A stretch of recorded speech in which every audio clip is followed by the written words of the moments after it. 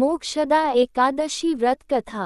पौराणिक कथा के अनुसार गोकुल नगर में वैखानस नामक राजा का शासन था।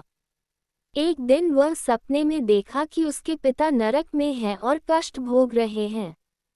सुबह होते ही उसने अपने दरबार में विद्वानों को बुलाया और उनसे अपने स्वप्न के बारे में बताया। राजा ने बताया कि उसके पिता ने कहा कि वे नरक में पड़े हुए हैं। वे यहाँ पर नाना प्रकार के कष्ट सहन कर रहे हैं। तुम नरक के कष्टों से मुझे मुक्ति दिलाओ। राजा ने कहा कि उसने जब से यह स्वप्न देखा है तब से बड़ा ही परेशान और चिंतित है। राजा ने सभी विद्वानों से कहा कि आप सभी इस समस्या का कोई उपाय बताएं, जिससे वह अपने पिता को नरक के कष्टों से मुक्ति दिला सके।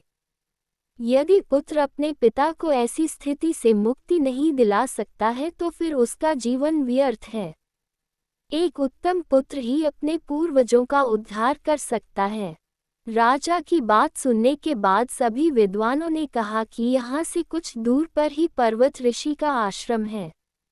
वे त्रिकालदर्शी हैं। उनके पास इस समस्या का समाधान अवश्य ही होगा।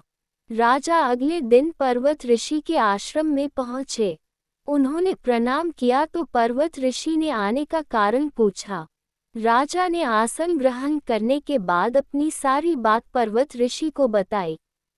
तब पर्वत ऋषि ने अपने तपोबल से उनके पिता के पूरे जीवन को देख लिया।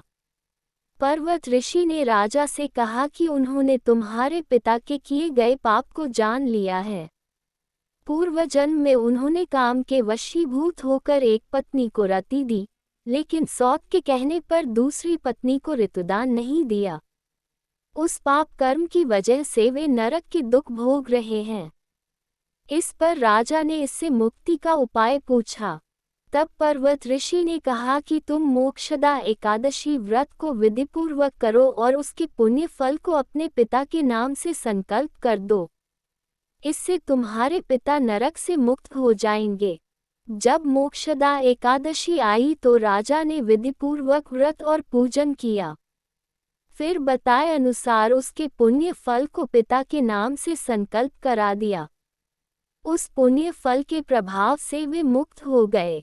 उन्होंने अपने पुत्र से कहा कि तुम्हारा कल्याण हो। इसके बाद वे स्वर्ग चले गए। जो भी इस व्रत को करता है उसे मोक्ष की प्राप्ति होती है।